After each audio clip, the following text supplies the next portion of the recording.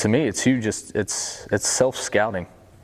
You know, what did I do well this year? Yep. What do I need to work on? And I agree, you need to pick at least one thing. You go too many, then you're stretching yourself out. But yep.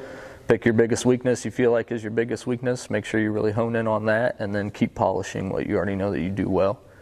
But you definitely need at least a week off, if not a couple, to really mentally reset. I mean, it's a long grind. It's every day, yeah. Every morning, every night. It's a grind. It's a lifestyle if you do it right. Yeah. Definitely. It's a lifestyle if you do it right. Mm-hmm.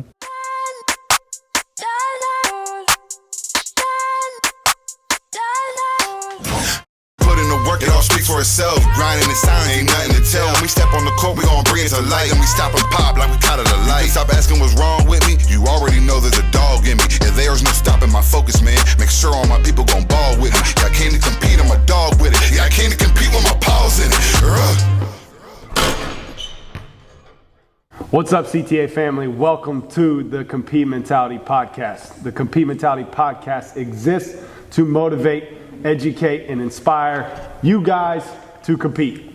Welcome back. I'm with my general manager and co-host, Lewis Jackson, and we have guest Spencer Harris on, and I'm so excited to have both these guys on here today. Introducing Spencer, he had a standout career at Bluffton High School, just north of CTA, about an hour. Then he played at University of Tennessee Martin for a season, and had a standout career here for the hometown Indiana Wesleyan Wildcats. And I just got a selfie with Spencer in the OG barn, the original barn, and sent it to Coach Tonagel. And Coach Tonagle's immediate reply was, he's the toughest player I've ever coached. High praise from Coach Tonagel right there. So excited to have Spencer on today. So fellas, excited to chop it up today. We're going to talk all things basketball, life, and you know, Lewis, how much I'm a big fan of food. Like, I'm a big foodie. Just curious here, March Madness is on. Like, you're there watching the games. What is your go-to, spread right there in front of you? That's just some party wings. I'm cool with party wings. Maybe like the little nacho dip. Either one of those two, that's cool with me for March Madness type night. Yep. How about you, Spencer? Say wings and pizza. Wings and pizza. Yeah. Yep. Can't go wrong. Can't go wrong. So, fellas, while I got you guys on, truly, you guys are going to be able to glean some wisdom from two pros that had great careers in basketball. And I want to talk to you guys. You guys know the ins and outs of playing overseas basketball. We got a lot of players that we train that want to get to that level. And so, for whoever wants to go first, what character quality would you say one needs to have to prepare themselves to go over the pond? You're our guest. You want to go first? Or, I mean, if you want me to. Yeah, you can. Go ahead. I think the biggest thing is you have to be honest with yourself if you want to do that, because the sacrifices you have to make to go across the water are taken for granted from, is no disrespect, the corporate America person or the people that understand the sports world. You take that chance. For me, I went to Lithuania in my first year. I'm a 21-year-old kid. I leave 8 months. It's different from being gone 8 months. Time hour changes, different culture. You miss Christmas, birthdays, holidays. You know, those things. You have to be honest with yourself and be dedicated to the grind, because you're going to sacrifice a lot of time missing with family and friends and some of the moments they're going to have in the States. Yeah, it's real. Definitely. Yeah, definitely agree with that. Self-discipline, really. Yeah. And like, kind of goes in hand with what he said. You're going to miss a lot of stuff, but are you going to get up early and put in the extra work? Are you going to get that extra rep in?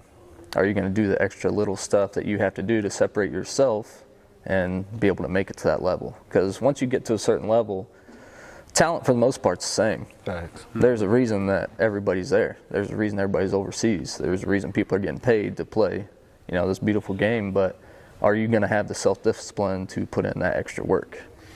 I think those are great answers, X factors. Just listened to a podcast from Ed Milet this morning with Master P, and Master P said 10% of success is talent, 90% is the other stuff, the business, the character qualities you guys are talking about that it takes to be successful. So take that to heart.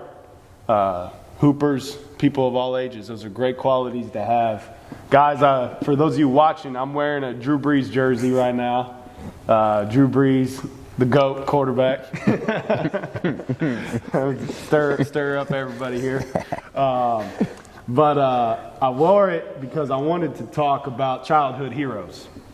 And so I got to grow up I grew up in Rossville, about 20 minutes from Lafayette. My parents worked at Purdue. We couldn't afford season tickets, and the last quarter back then, I don't know if they do it now still, but you could get in free to the fourth quarter. So my dad would pile us in, old beater truck, and just great memories of going to Ross 8 and, coming into the end of the game. And I'll never forget, seeing Drew Brees in those games, and his passion and his zeal and his fervor for the game is inspiring to me even today. And so I'm curious for both of you guys, who was your childhood hero in any sport? Since we got two Purdue guys here, I'm going to say Antoine Randall. Nice. Hold it down for IU. That's who we grew up watching play. Nice.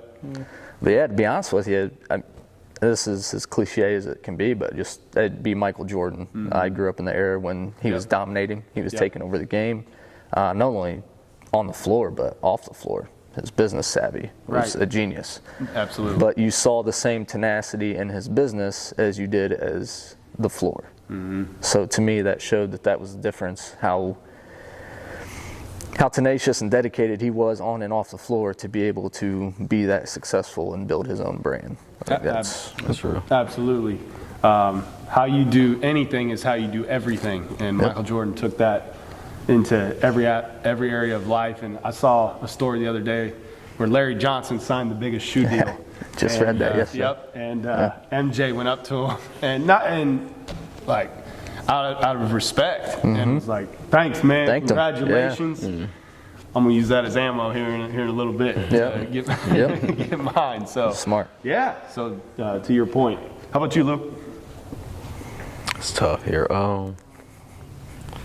Obviously, like you said, Michael Jordan, we all grew up, just especially me being from Illinois. When Mike play like the city, everybody goes watching Mike. I think probably the more I understood sports, probably my guy, Allen Iverson. Allen Iverson had a huge impact on me. And then probably the other guy, because I was split, I'd say Ken Griffey Jr. I was a big baseball fan, just his swag to the game.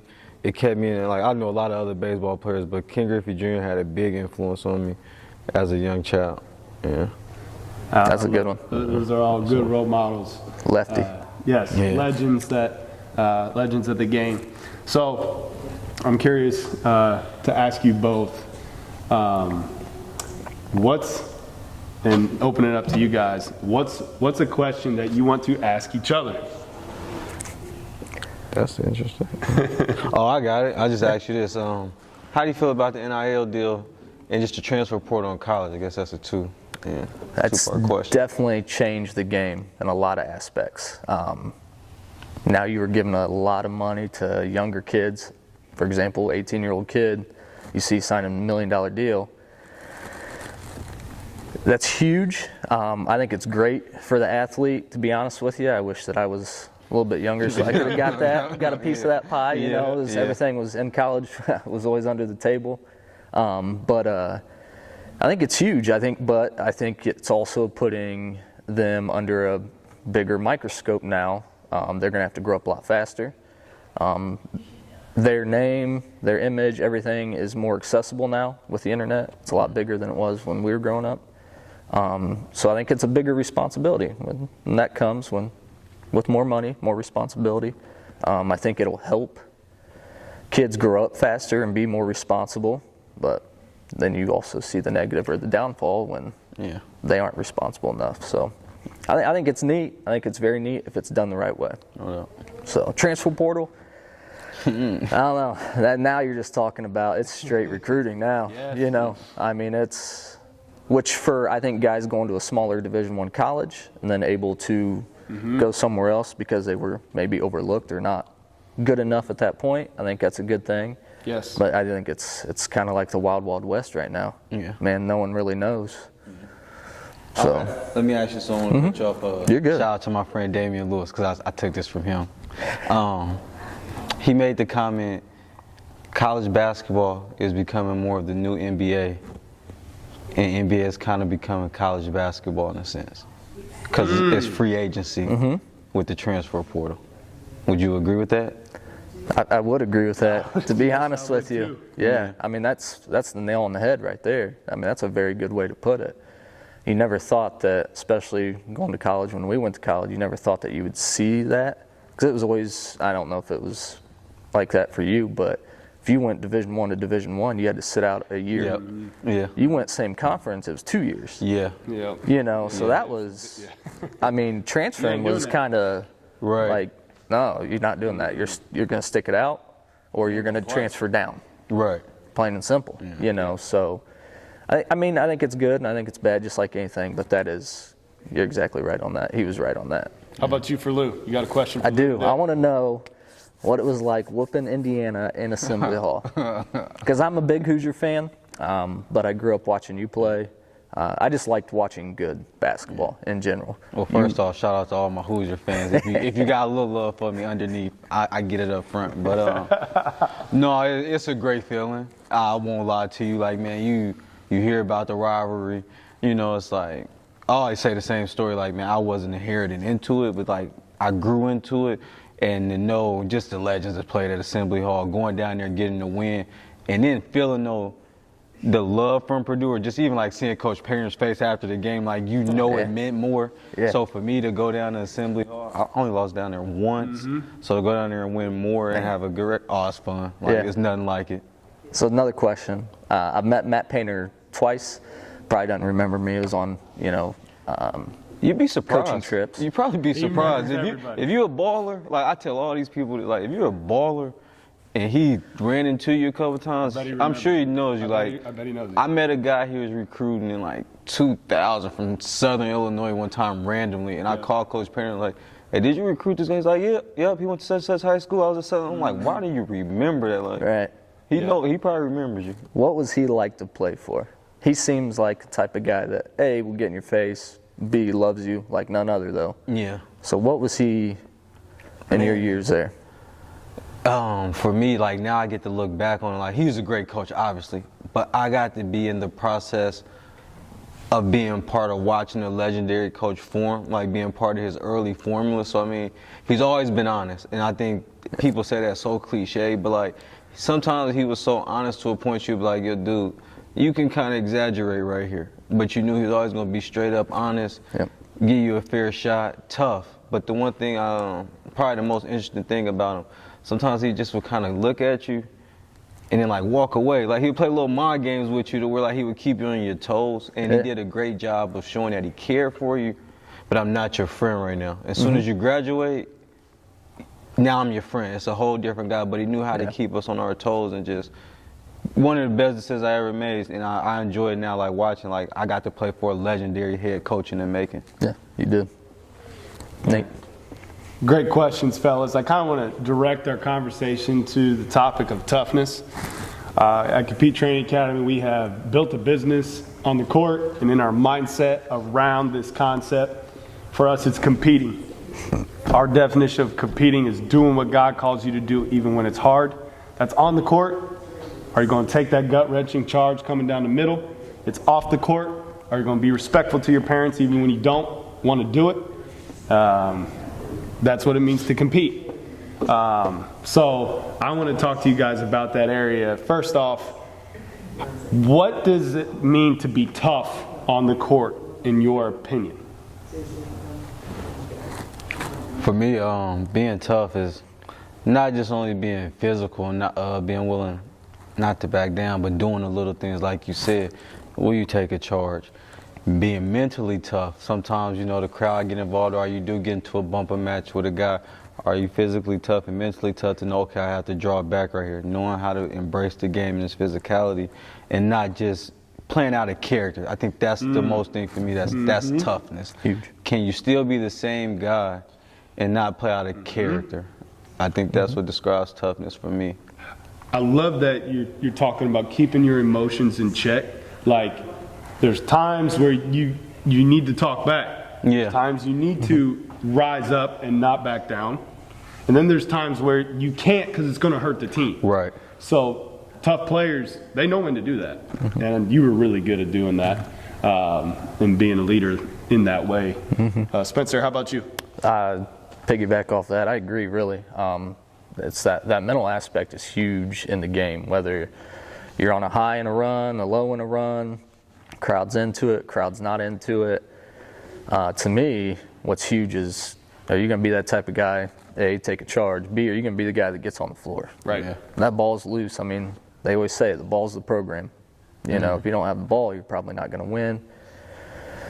But at the same time, too, when things are going tough, are you also going to be that guy that can bring your team into a little huddle and get into them, talk them off the ledge, talk them through what you're about to do this next 5-minute stretch. Here's what's happening. Here's what we need to do. I think it's huge, and you gain that trust throughout practice, and all the little things in practice translate into that game. So when you're going through a tough time in a game, if you trust each other as teammates, you're able to get into a teammate. You're able to just talk to them. I mean, you're able to do any of that. Yep. You know how they're going to respond. Yep. So these qualities that you're talking about, is this something that you can develop or is more innate? Or both? I think it's a little bit of both. Yeah. I think it's a little bit of both because I think sometimes guys, coaching matters. People do take for granted a good coach. Like, we had a coach, Alan Huss, when I was in high school. We didn't know anything about it, but he played at Creighton. Now he's associate head coach at Creighton. But he used to say little things to us like, jump to the ball. Good players don't get screened. Hey, you got to pop around. We used to always laugh. He'd be like, pop around? We're like, yeah, what is he talking about? He's like, hustle. Yep. Like the little things, like knowing how to jump to the ball and little things like that is so important. And some guys that come from bad programs and haven't been pushed by a coach to get that out of them, it does become a habit where they won't do it. But some of the guys that come from a bad program, once they get with a good program, if you go to Purdue and you play for a bad program, you're going to start jumping to the ball. Yeah. You're going to start, you know what I mean? So, like, some of it's naturally in players where they would do it a little bit more, and you can tell that's just in that guy. But a real good coach and a good system, or just a good team, can get the guy that doesn't want to do those things to at least embrace it a little bit more than they would in the past. Great answer. Great answer. How about you, Spence? I think it's both too, to be honest with you. I mean, you can be taught that, but same thing as that. If you come from a bad program, you don't know what you don't know. You know? Yep. But Life if, experience is the best teacher. Yes, and if you are any type of competitor or player, especially when you get to that level, once you do get into that good program, you realize why that little stuff matters, and you're going to buy in automatically because it matters to you. You're there for a reason. The game matters to you. You're seeing it done the right way finally. Yeah, it's eye-opening for sure, but you're going to buy in because it matters to you. So, yeah, I think it's both ways. We're getting ready to, it is March 30th right now as we're recording, and getting ready to go into April. College basketball is about to wrap up. We're going to have the NBA playoffs coming in, and now it's the off season. I want to pick your guys' brain on off season and think back to yourself back in let's choose your college years. Okay, we train a lot of college players. We got our college hoopers are now trickling in here at Compete Training Academy as their seasons are wrapping up. They're taking, highly suggest you take a week to 4 weeks off, depending on the player. Yeah. Like, you need time off. A week to 4 weeks. That I don't think there's it's dependent on the player and the situation and injuries and things like that for sure. What advice would you give your college self going into your off season? I would pick one thing in a sense. A guy told me this and threw me off when he said it, but I would pick one thing to make sure I'm really pushing to get better for in the summer. And the rest of my tools, I'm going to try to obviously polish them, but we need to focus on something. If you struggle shooting, we need to lock in on shooting the ball, catch and shoot. Really focus on a weakness that you can make a little bit better in strength, because you are who you are as a player. So when things go naturally a little bit haywire, you are going to revert to you. If you're a driver, you're going to want to do that. So if shooting is your thing, when you know, hey, things on the line, I don't feel comfortable shooting that ball, focus on that. If that left hand is what we need to be working, let's focus on that. We'll do the other things, but we need to figure out what we need to do to improve. We can't try to do everything in one summer to get better. Very wise advice. How about you, Spence? I agree with that. Definitely take some time off. You need that physical and mental reset. Yes. For sure. But to me, it's huge. It's self-scouting. You know, what did I do well this year? Yep.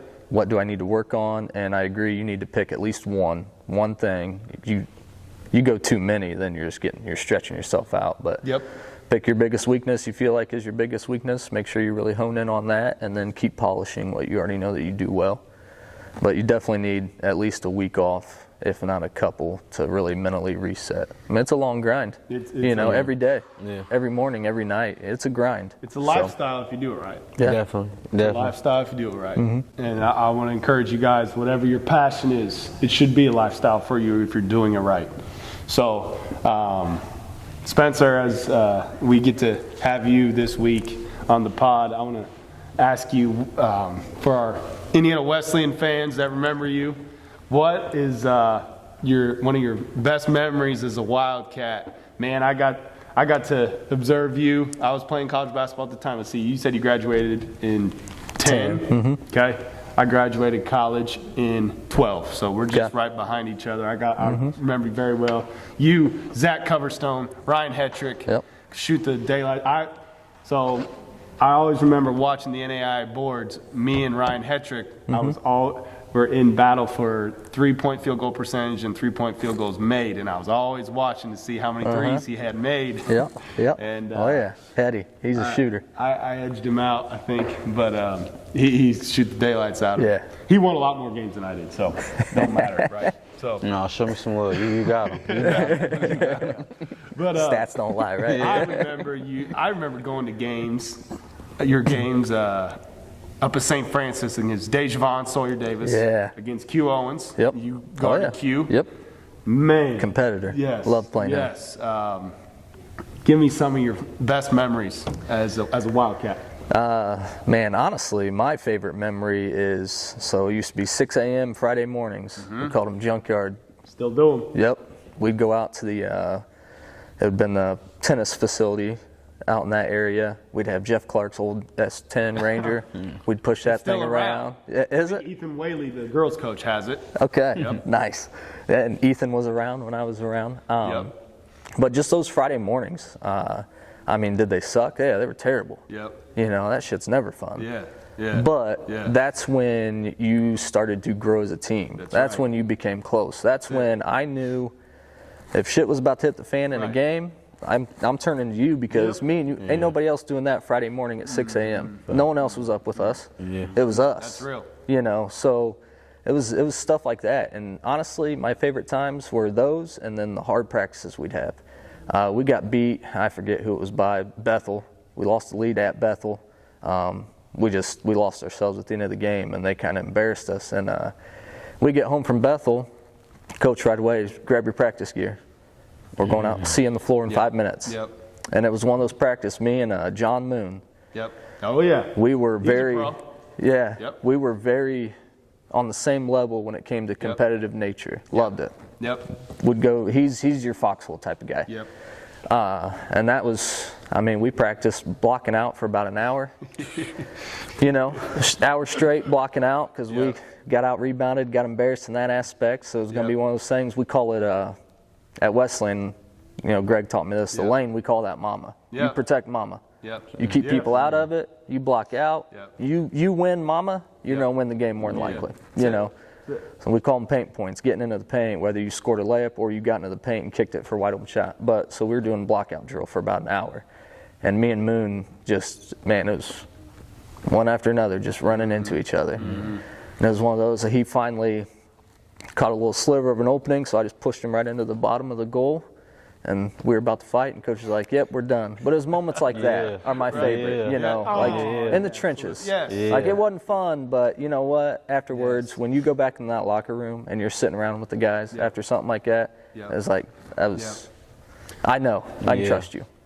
Yeah. That's legendary. I'm going to piggyback off that. I want you guys to think about a toughness story similar to that. I'm going to start.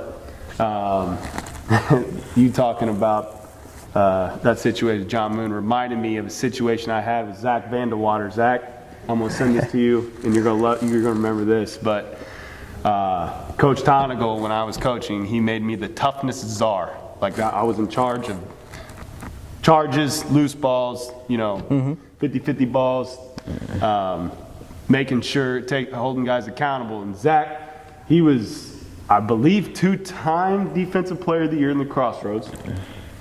And we went, I believe, to a scrimmage. It was the beginning of the year. Went to a scrimmage at Cedarville, I think, if my memory serves me correct. And we were soft. We just kind of showed up, and we walk into a morning practice the next week at 6 a.m. And this is a true story. And I walk in, guys are rubbing their eyes, not ready. I just got a little lift in, so my juices were flowing a little bit. I'm just like, man, these guys ain't ready for practice. So like, Zach's standing by the basketball with the ball, and I kind of like hit it from, he kind of like, don't touch this ball. So I grab it, then like he was like kind of grabbing it back. And it just, I didn't plan on this, but this just kind of naturally happened before practice. We start wrestling for this ball before practice. Lou, I'm not kidding you. Before practice at 5:55 in the morning before a 6 a.m. practice, we start wrestling on the ground in front of everybody before practice, like rolling. Neither of us are relenting. Dude elbows me in the nose. Whop! Just drills me. I got blood flowing from my nose. And I finally rip it from him.